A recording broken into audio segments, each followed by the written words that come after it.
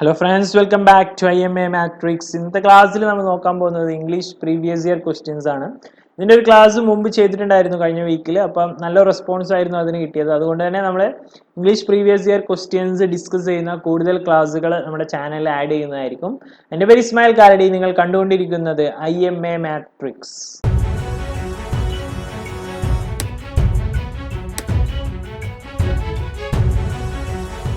ഇനി പുതിയൊരു 10 ക്വസ്റ്റ്യൻസും അതുമായി ബന്ധപ്പെട്ടുള്ള അനാലിസിസും ഒരു സമ്മറിയും ഒക്കെയാണ് നമ്മൾ ഈ ലെസണിൽ ഡിസ്കസ് ചെയ്യാൻ പോകുന്നത്.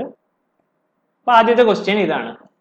The child was unwilling to part dash his toys. Options ഉള്ളത് for, at, on, with. ഈ പാർട്ടിന്റെ കൂടെ ഇതിൽ കറക്റ്റ് ആയിട്ട് നമുക്ക് സ്യൂട്ട് ആയിട്ട് പുട്ട് ചെയ്യാൻ പറ്റിയ പ്രപ്പോസിഷൻ ഏതാണ്? ഒരു അർത്ഥം ആ സെന്റൻസിന് വരുന്ന രീതിയിൽ ഇടാൻ പറ്റുന്ന ഒരു പ്രപ്പോസിഷൻ ഏത് മാത്രമേ ഉള്ളൂ? വിത്ത് മാത്രമേ ഉള്ളൂ. പാർട്ട് വിത്ത് എന്ന് പറഞ്ഞാൽ ഉപേക്ഷിക്കുക അല്ലെങ്കിൽ ഒഴിവാക്കുക എന്നുള്ള രീതിയിലാണ്. The child was unwilling to part with his toys. അതായത് കുട്ടി തന്റെ കളിപ്പാട്ടങ്ങൾ ഒഴിവാക്കാൻ വേണ്ടിയിട്ട് ഇഷ്ടപ്പെട്ടിട്ട് വില്ലിങ് ആയിട്ടില്ലായിരുന്നു എന്നുള്ള അർത്ഥത്തിലാണ് ഇത് വരുന്നത്. ഇതിന്റെ റൈറ്റ് ആൻസർ ഓപ്ഷൻ ഡി ആണ്. വിത്ത് ആണ് ഇതിന്റെ റൈറ്റ് ആൻസർ ആയിട്ട് വരുന്നത്. ഒന്നാമത്തെ ക്വസ്റ്റ്യന്റെ റൈറ്റ് ആൻസർ വരുന്നത്. നമുക്ക് രണ്ടാമത്തെ ക്വസ്റ്റ്യനിലേക്ക് പോകാം. It is dash book that won the prize. A, the, and any. ഇവിടെ ഒരു ആർട്ടിക്കിൾ ആണ് നമുക്ക് ആവശ്യം. ഒരു പ്രൈസ് വിൻ ചെയ്ത ബുക്ക് ഏതാണ്? അപ്പൊ ഏതാണ് ആർട്ടിക്കിൾ, എന്താണ് യൂസ് ചെയ്യുക എന്നാണ് നമ്മൾ പറയുന്നത്. ഈ പുസ്തകത്തിന്റെ ഒരു പ്രത്യേകതയാണ് നമ്മൾ ഇവിടെ ഊന്നി പറയുന്നത്. എന്താണ്? ദ പ്രൈസ് വാങ്ങിയ ഒരു ബുക്കാണ് എന്നാണ്. അപ്പൊ ഒരു വസ്തുവിനെ നമ്മൾ പ്രത്യേകമായി ഊന്നി പറയുന്ന ഒരു സംഭവമാണെങ്കിൽ നമ്മൾ ഏത് ആർട്ടിക്കിൾ ആണ് യൂസ് ചെയ്യുക? ഡെഫിനിറ്റ് ആർട്ടിക്കിൾ ആണ് യൂസ് ചെയ്യുക. നൗണിന്റെ മുന്നേ നമ്മൾ യൂസ് ചെയ്യുന്നത് ഡെഫിനിറ്റ് ആർട്ടിക്കിൾ ആണ്. ദ ആണ് നമ്മൾ യൂസ് ചെയ്യുക. It is the book that won the prize. Prize വാങ്ങിയ ബുക്ക് ഏതാണോ അതാണ് എന്നുള്ള രീതിയിൽ അതിനെ സ്പെസിഫൈ ചെയ്ത് പറയുന്നതാണ്. അപ്പൊ അതുകൊണ്ട് തന്നെ ആർട്ടിക്കിൾ ദ ആണ് വരുന്നത്. നമ്മുടെ right answer option B the ആയിരിക്കും. അടുത്തത് നോക്കാം. It was the dash picture I have ever seen. Options ഉള്ളത് most beautiful, more beautiful, beautiful, less beautiful. ഈ ക്വസ്റ്റ്യൻ നമ്മൾ നേരത്തെ ചെയ്ത ക്വസ്റ്റ്യന്റെ കുറച്ചും കൂടെ ഒരു വേറൊരു രീതിയിലുള്ള ക്വസ്റ്റ്യൻ ആണ്. ഏകദേശം അതേ കോൺസെപ്റ്റിനാണ് ഇതിലും വരുന്നത്. അതായത് ഇതിൽ ഓൾറെഡി ആർട്ടിക്കിൾ കൊടുത്തിട്ടുണ്ട്. ഇറ്റ് വാസ് ദ എന്ന് സ്പെസിഫൈ ചെയ്ത് പറഞ്ഞിട്ടുണ്ട്. അപ്പോൾ നമുക്ക് അവിടെ ഫില്ല് ചെയ്യാൻ പറ്റിയത് ഏതാണ് ഓപ്ഷൻസിൽ നിന്നുള്ളതാണ്. മോസ്റ്റ് ബ്യൂട്ടിഫുൾ ഉണ്ട്, മോർ ബ്യൂട്ടിഫുൾ ഉണ്ട്, ബ്യൂട്ടിഫുൾ ഉണ്ട്, ലെസ് ബ്യൂട്ടിഫുൾ ഉണ്ട്. അപ്പൊ നോർമലി സൂപ്പർലേറ്റീവ് ഡിഗ്രി ആണ് നമ്മൾ ദായുടെ കൂടെ നമ്മൾ യൂസ് ചെയ്യല്. സൂപ്പർലേറ്റീവ് ഡിഗ്രിയുടെ കൂടെയാണ് ദ വരിക. അതായത് മോസ്റ്റ് ബ്യൂട്ടിഫുൾ, ഏറ്റവും കൂടുതൽ ബ്യൂട്ടിഫുൾ ആയിട്ടുള്ള എന്നുള്ള രീതിയിൽ യൂസ് ചെയ്യുമ്പോഴാണ് നമ്മൾ ഡെഫിനിറ്റ് ആർട്ടിക്കിൾ ആയ ദ യൂസ് ചെയ്യുന്നത്. അതായത് സൂപ്പർലേറ്റീവിന്റെ കൂടെയാണ് ദ വരുന്നത്. അപ്പൊ ഓൾറെഡി ദ വന്നിട്ടുണ്ട്. അപ്പൊ ഇനി നമുക്ക് എന്തേ യൂസ് ചെയ്യാൻ പറ്റുള്ളൂ? നമുക്ക് അവിടെ സൂപ്പർലേറ്റീവ് ഡിഗ്രിയെ യൂസ് ചെയ്യാൻ പറ്റുള്ളൂ. So it was the most beautiful picture I have ever scene. ഏതാണ് ഉത്തരം? ഓപ്ഷൻ എ ആണ്. മോസ്റ്റ് ബ്യൂട്ടിഫുൾ ആണ് ഇതിന്റെ റൈറ്റ് ആൻസർ വരുന്നത്. ഓപ്ഷൻ എ മോസ്റ്റ് ബ്യൂട്ടിഫുൾ ആണ് റൈറ്റ് ആൻസർ വരുന്നത്. നാലാമത്തെ ക്വസ്റ്റ്യനിലേക്ക് പോവാം. There was no means of conveyance there, so we dash walked. അവിടെ എന്താണ്?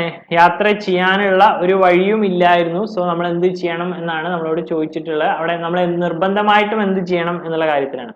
അതുപോലെ നമ്മൾ നോക്കേണ്ട വേറൊരു കാര്യം, വാക്യത്തിൽ വാസ് ഉണ്ട്. ഇവിടെ സെന്റൻസിൽ വാസ് യൂസ് ചെയ്തിട്ടുണ്ട്. അപ്പൊ എന്താണ്? പാസ്റ്റ് ടെൻസ് ആണ് നമ്മുടെ സെന്റൻസ്. അപ്പൊ ഓപ്ഷൻസിൽ നിന്ന് പാസ്റ്റ് ആയിട്ട് യൂസ് ചെയ്യാൻ പറ്റിയ സംഭവം മാത്രമേ നമുക്ക് എടുക്കാൻ പറ്റുള്ളൂ. ഓപ്ഷൻസ് ഉള്ളത് must, will, had to, may. ഏതാണ് പാസ്റ്റ് ആയിട്ടുള്ളത്? ഹാഡ് ടു മാത്രമേ ഉള്ളൂ. So there was no means of conveyance there, so we had to walk. ഞങ്ങൾക്ക് നടക്കേണ്ടി വന്നു. കാരണം ഇത് നടന്ന കാര്യങ്ങളാണ്, പാസ്റ്റിൽ നടന്ന കാര്യങ്ങളാണ്. വാസ് എന്നുള്ള ഒരു വേർബ് അവിടെ വന്നതുകൊണ്ട് നമുക്ക് പാസ്റ്റ് ടെൻസിൽ തന്നെ അടുത്ത സെന്റൻസും എഴുതാൻ പറ്റുള്ളൂ. അതുകൊണ്ട് തന്നെ റൈറ്റ് ആൻസർ എന്താണ്? ഹാഡ് ടു ആയിരിക്കും. അഞ്ചാമത്തേത് നോക്കാം. Plants dash more quickly in summer than in winter. Options ഉള്ളത് grows, are grow, grow, growing. അപ്പൊ എന്താണ്? നമ്മൾ ഒരിക്കലും ആർ ഗ്രോ എന്നുള്ള സംഭവം ഒരിക്കലും യൂസ് ചെയ്യില്ല. അതുപോലെ ഗ്രോയിങ് എന്നുള്ളതും ഇവിടെ ഉപയോഗിക്കാൻ സ്യൂട്ട് അല്ല. അപ്പൊ നമുക്ക് ഇനി ഡൗട്ട് ഉള്ളത് ഏത് മാത്രമേ ഉള്ളൂ? ഗ്രോ ആണോ ഗ്രോസ് ആണോ എന്നാണ്. അപ്പൊ പ്ലാന്റ്സ് നമ്മൾ ഒരു പ്ലൂരൽ ആയിട്ട് യൂസ് ചെയ്യുന്ന ബഹുവചനമാണ്. അതുകൊണ്ട് തന്നെ നമ്മൾ ഇവിടെ എന്താണ് യൂസ് ചെയ്യുക? ഗ്രോ എന്ന് പറഞ്ഞിട്ടുള്ള ഫോമാണ് യൂസ് ചെയ്യുക. പ്ലാന്റ്സ് ബഹുവചനം ആയതുകൊണ്ട് തന്നെ ഗ്രോസ് എന്ന് നമുക്ക് പറയാൻ പറ്റില്ല. അപ്പൊ എന്താ ഗ്രോ എന്നേ പറയാൻ പറ്റുള്ളൂ. സോ ഉത്തരം എന്തായിരിക്കും? Plants grow more quickly in summer than in winter. അർത്ഥം എന്താണ്? ചെടികള് പെട്ടെന്ന് വളരും. എങ്ങനെ? ചൂടുകാലം സമ്മറിൽ കൂടുതൽ പെട്ടെന്ന് വളരും, വിന്ററിൽ ഉള്ളതിനേക്കാളും കൂടുതൽ വളരും എന്നുള്ള രീതിയിലാണ് സെന്റൻസിന്റെ അർത്ഥം വരുന്നത്. പിന്നെ അടുത്ത ക്വസ്റ്റ്യൻ നോക്കാം. ആറാമത്തെ ക്വസ്റ്റ്യൻ ഇതാണ്. He asked where she dash going. അപ്പൊ നമ്മൾ സെന്റൻസ് ഇത് ഒന്ന് ശ്രദ്ധിച്ചു നോക്കിയാൽ തന്നെ നമുക്ക് ഇത് മനസ്സിലാക്കാൻ പറ്റും. ഈസി ആയിട്ട് ഉത്തരം മനസ്സിലാക്കാൻ പറ്റും. ഹി ആസ്ക്ഡ്, അവൻ ചോദിച്ചു. ഏത് ടെൻസിലാണ് ചോദിച്ചിട്ടുള്ളത്? പാസ്റ്റ് ടെൻസിലാണ് ചോദിച്ചിട്ട് ആസ്ക്ഡ് എന്നാണ് പറഞ്ഞിട്ടുള്ളത്. അപ്പൊ വേർ ഷീ, അപ്പൊ ഇനി എന്തേ നമുക്ക് യൂസ് ചെയ്യാൻ പറ്റുള്ളൂ?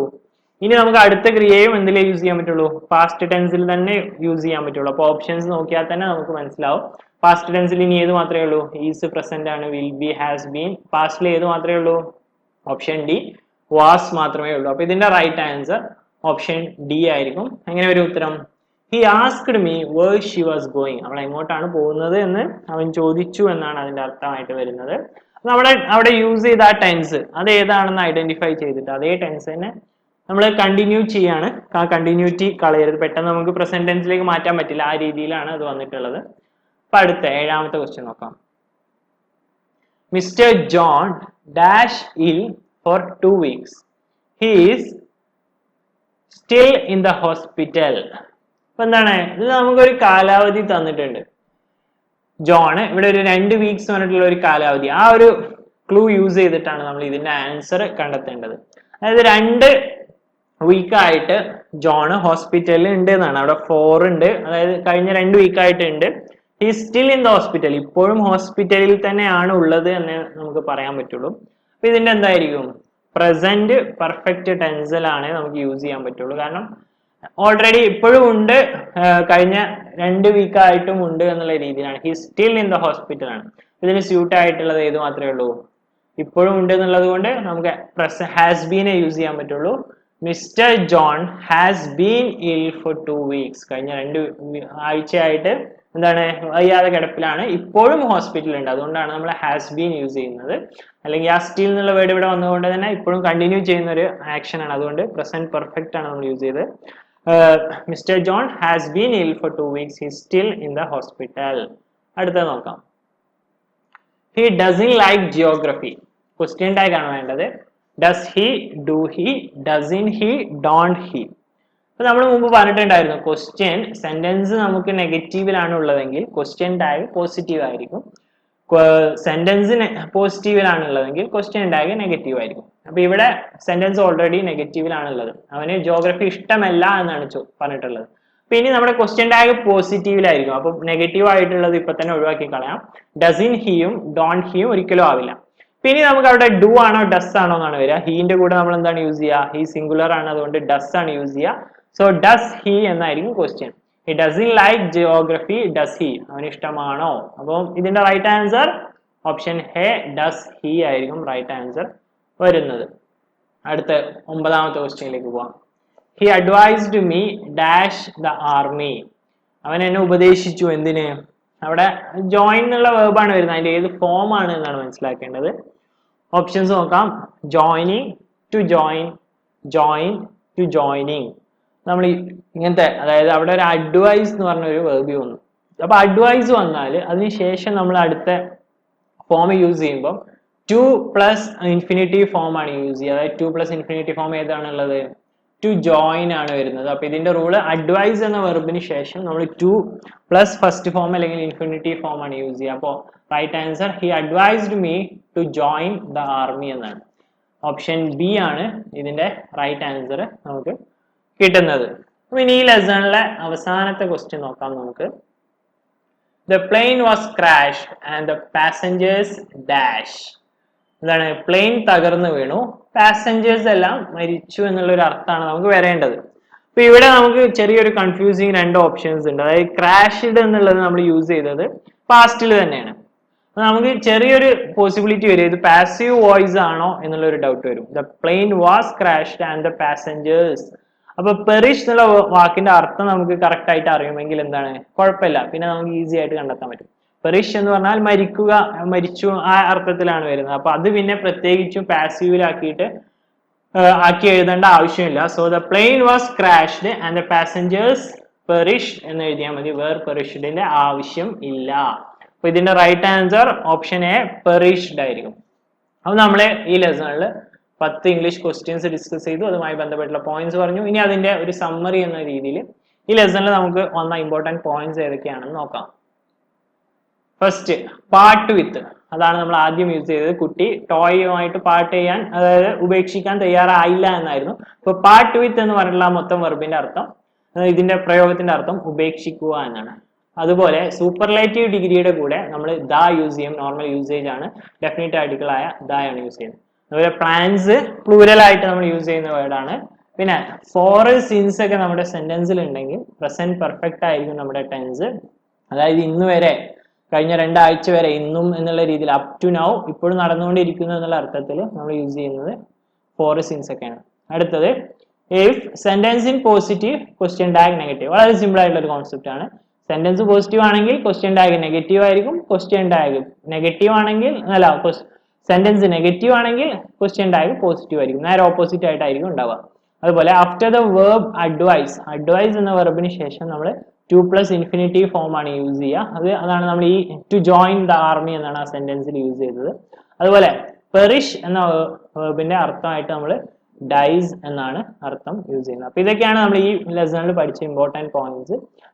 സോ ഈ വീഡിയോ ക്ലാസ് ഇവിടെ എൻഡ് ചെയ്യാണ്. ഇത് നിങ്ങൾക്ക് ഇഷ്ടപ്പെട്ടിട്ടുണ്ടെങ്കിൽ ഈ വീഡിയോ ലൈക്ക് ചെയ്യുക. അതുപോലെ നിങ്ങളുടെ സജഷൻസ് അറിയിക്കുക. ഇനി എന്താണ് നമ്മൾ പുതുതായിട്ട് ചാനൽ ആഡ് ചെയ്യേണ്ടതെന്നുള്ള സജഷൻസ് അറിയിക്കുക. നിങ്ങളുടെ എല്ലാ ഫ്രണ്ട്സിനും ഈ വീഡിയോ ഷെയർ ചെയ്ത് കൊടുക്കുക. Thank you for watching. പുതിയൊരു വീഡിയോ നമുക്ക് വീണ്ടും കാണാം. Good bye and take care.